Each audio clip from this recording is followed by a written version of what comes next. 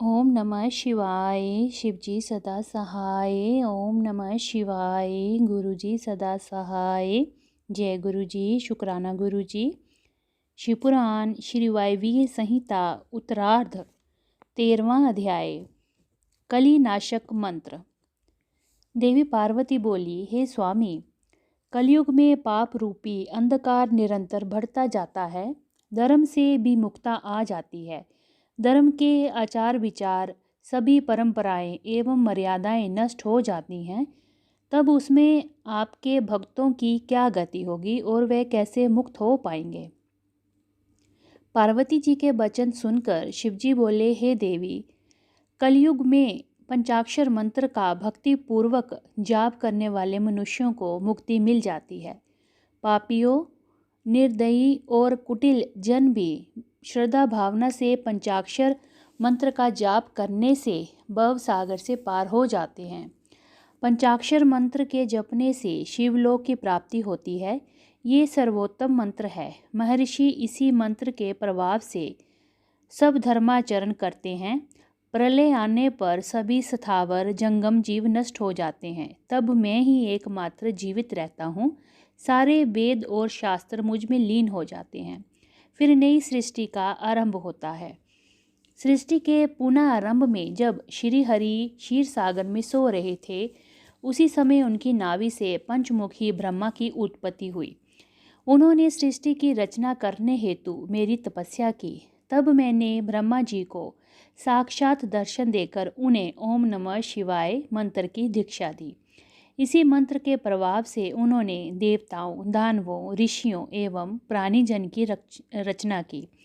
नमः शिवाय ये 5 अक्षरीय मंत्र महिमावान है और सारे जगत का बीज रूप है। इसे वेदों से उत्तम माना गया है। मेरे द्वारा प्रथम प्रकट विद्या यही है। वामदेव इसके ऋषि हैं और पंक्ति छंद हैं। मैं इस मंत्र का देवता हूँ और ये मेरा परम प्रिय मंत्र है। पंचाक्षर मंत्र कलयुग में इस भव सागर से तारने वाला मंत्र है। इति श्री 13वां अध्याय समापत। 14वां अध्याय। व्रत ग्रहण करने का विधान। भगवान शिव बोले, हे प्रिय, ऐसा व्रत जो क्रिया और श्रद्धा से हीन हो निष्फल होता है। तभी सिद्ध व्यक्ति श्रद्धा भाव बढ़ाते हैं तथा तत्वज्ञाता गुरु की शरण में जाते हैं।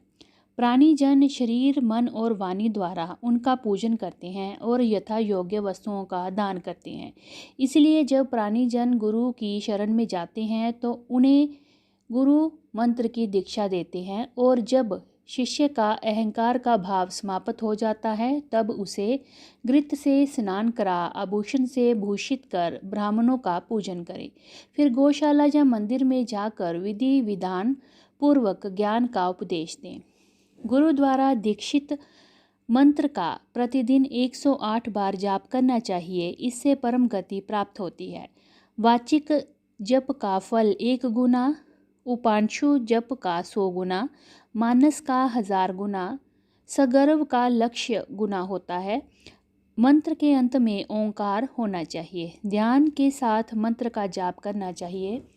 सूर्य, अग्नि, गुरु, चंद्रमा, दीपक, जल, ब्राह्मण और गौ के पास ही जप करना चाहिए। वशीकरण हेतु पूर्व, घात करने हेतु दक्षिण, धन प्राप्ति हेतु पश्चिम, शांति हेतु उत्तर की ओर मुख करके जप करना चाहिए। आचारहीन व्यक्तियों को लोक निंदक माना जाता है। तप, उत्तम धन एवं श्रेष्ठ विद्या को आचार माना जाता है। निंदक मनुष्य को परलोक में भी सुख नहीं मिलता। इसीलिए हमें सदाचार का पालन करना चाहिए। गुरु द्वारा दीक्षित मंत्र पतित चांडालों को भी सुधारने वाला तथा परम गति प्रदान करने वाला होता है। इति श्री 14वां अध्याय समापत। 15वां अध्याय। दीक्षा विधि। श्री कृष्ण बोले, हे महर्षि, अब आप मुझे शिव संस्कारों के बारे में बताइए। ये सुनकर उपमन्यु बोले, हे श्री कृष्ण, मनुष्य द्वारा 6 मार्गों को शुद्ध कर लेना संस्कार कहलाता है। ज्ञान प्रदान करने वाले तथा बंधनों का नाश करने वाले संस्कार दीक्षा कहलाते हैं।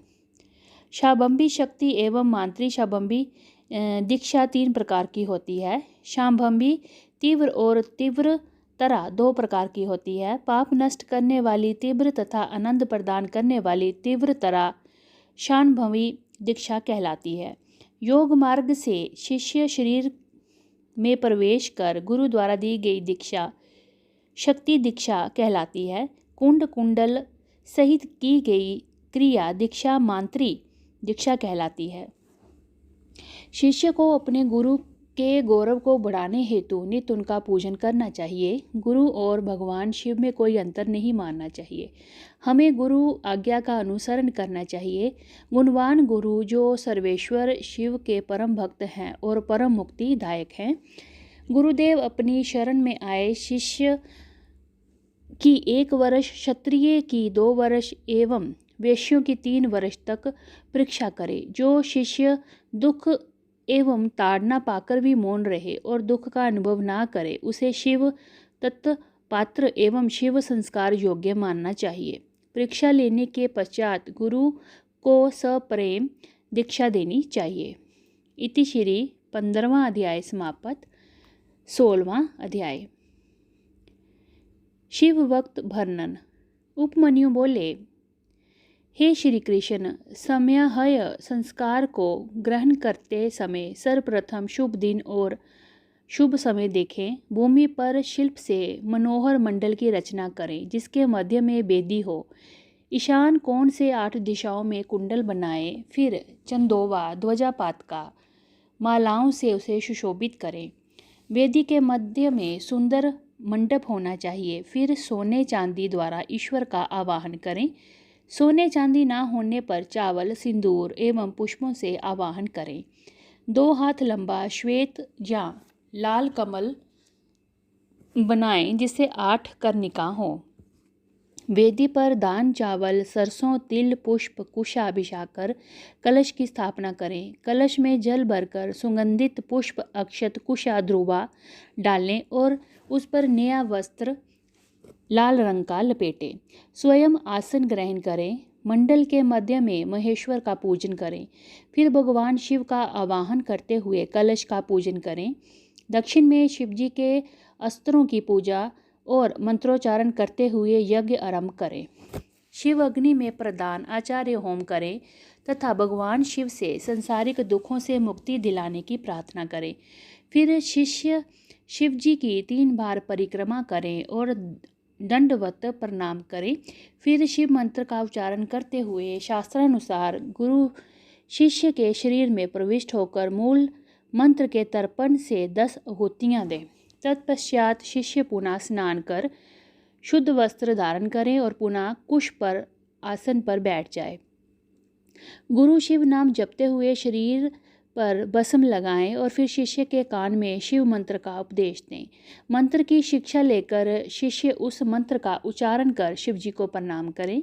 तत्पश्चात गुरु शिष्य को अभिमंत्रित रुद्राक्ष व शिव मूर्ति भेंट करे और शिष्य उसे सम्मान पूर्वक ग्रहण करे। इति श्री 16वां अध्याय समाप्त। 17वां अध्याय शिव तत्व साधक।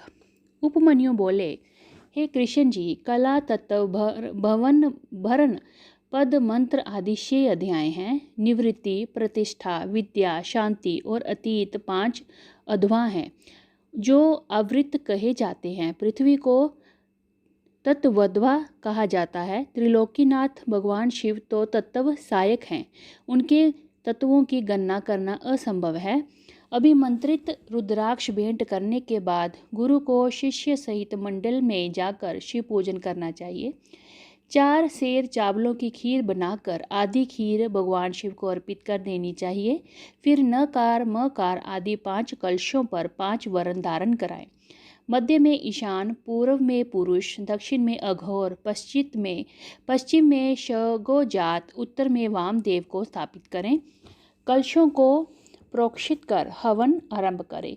फिर आधी खीर को होम करने और बाकी को प्रसाद समझकर ग्रहण करें। तर्पण कृत्य कर्म कर पूर्णाहुति दें। ओम नमः शिवाय से प्रदीपन कर 3 आहुतियाँ दें। कन्या द्वारा काते गए सूत को अभिमंत्रित कर शिष्य की शिखा में बांध दें और पूजन करें।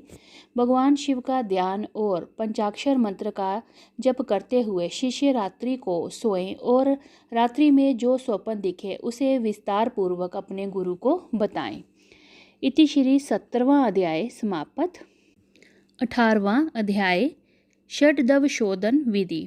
उपमन्यु बोले, हे श्री कृष्ण, तत्पश्चात आचार्य की आज्ञा से स्नान कर नित्य कर्म कर ध्यान लगाकर हाथ जोड़कर वहां से प्रस्थान करें। पुष्प अर्चन और शिव नाम का उच्चारण करते हुए मंडल में आकर ईशान देव का पूजन करें, अग्नि होम करें, फिर आहुतियां डालकर बागेश्वरी की पूजन कर बाघीश को प्रणाम कर मंडल में देवता का पूजन करें। गुरुदेव शिष्य के मंत्रों द्वारा शुद्ध करें, फिर पूर्ण आहुति देकर ब्राह्मण का पूजन करें। 3 आहुतियां डालकर भगवान शिव का स्मरण करें। तत्पश्चात नील रुद्र बागीश्वरी तेजस्विनी शिव शक्ति का चिंतन करें। फिर गुरु कैंची का प्रोक्षण कर शिष्य की शिखा छेदन करें, फिर उसे गोबर में स्थापित कर अग्नि में होम कर दें।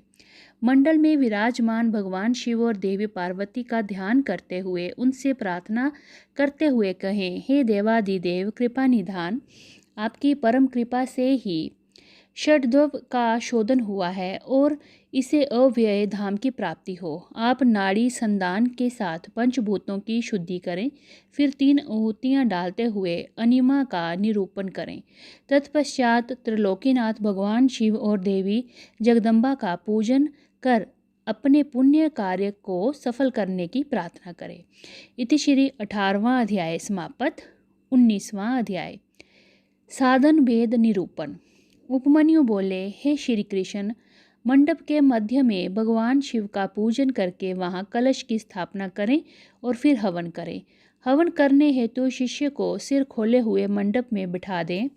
उसके पश्चात 100 आहुतियों का हवन करने के बाद सुगंधित पुष्प मिले जल से अभिषेक करें और शिष्य को देवादिदेव भगवान शिव संबंधी विद्या प्रदान करें।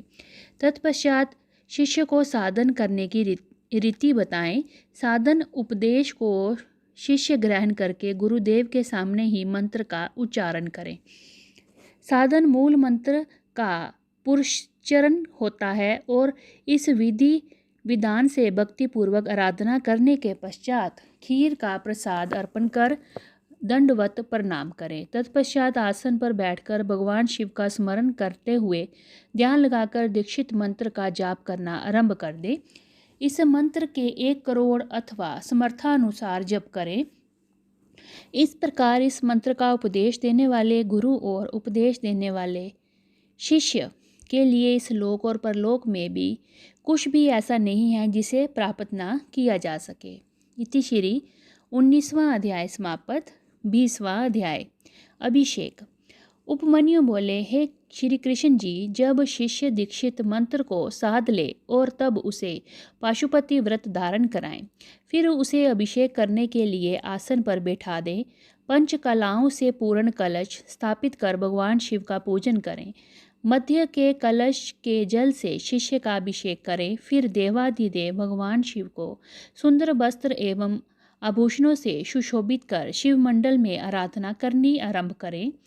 108 आहुतियां डालकर हवन संपन्न करें। फिर शिवजी की मूर्ति को वहां से उठा लें। शिव घट तथा अग्नि का पूजन और आराधना करें।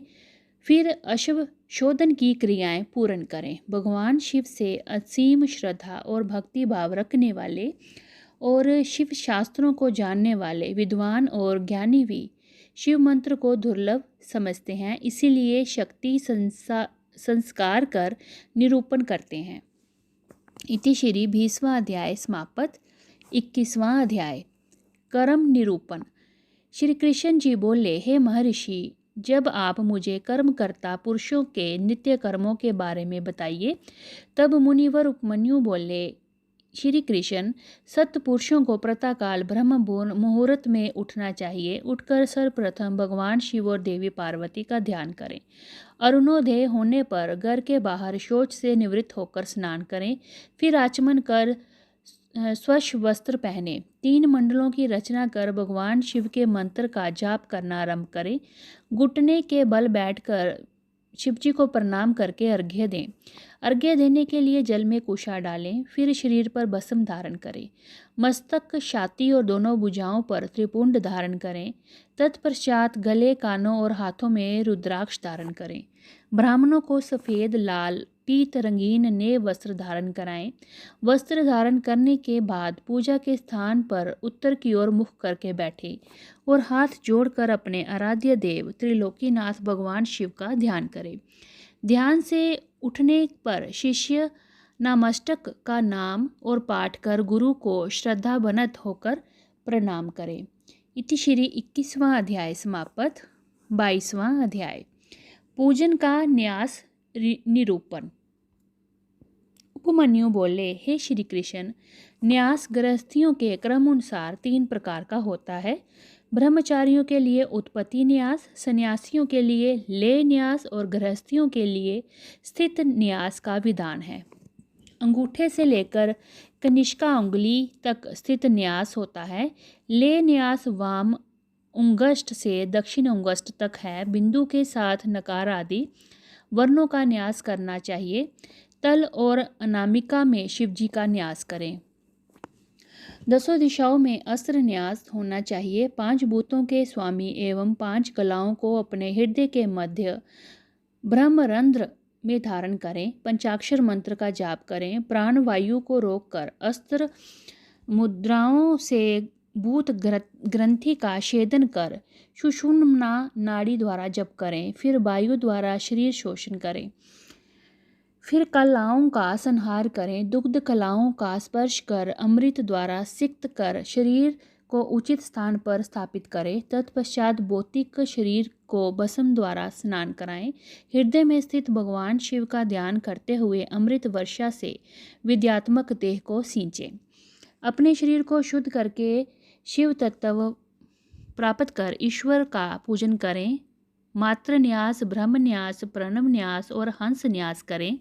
हकार हृदय से सकार, भुकुटी मध्य में 50 वर्ण रुद्र मार्ग के द्वारा न्यास करें। फिर क्रमशः अघोर, वामदेव, प्रणाम, हंस न्यास, पंचाक्षरी मंत्र का न्यास करें। भगवान शिव का परम भक्त और शिव पूजन और ध्यान करने वाला मनुष्य संसार सागर से पार हो जाता है। इसी के द्वारा मोक्ष की प्राप्ति होती है। इति श्री 22वां अध्याय समाप्त। ओम नमः शिवाय। शिवजी सदा सहाय। ओम नमः शिवाय। गुरुजी सदा सहाय। जय गुरुजी। अनंतम अनंतम शुक्राना गुरुजी।